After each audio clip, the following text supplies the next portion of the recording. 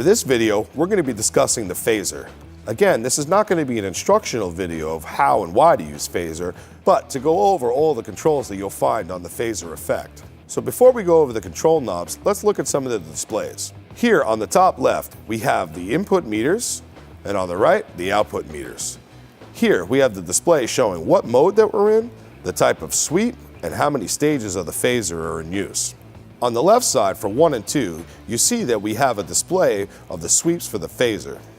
In the assignable control section, you see that we have the ability to adjust the rate, as well as the ability to adjust the frequency. Then we have our wet-dry blend, our low EQ adjustment, our high EQ adjustment, and our output gain.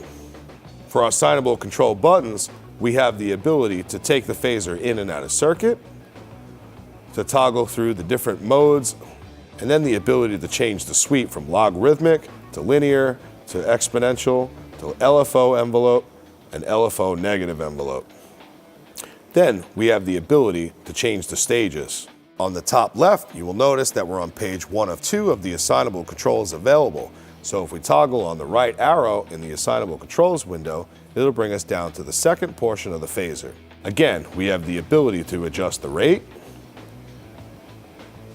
the frequency, and the depth.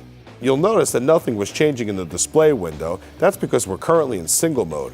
If I go ahead and change the mode to dual series, you'll see now that those controls are actually operating and changing those settings.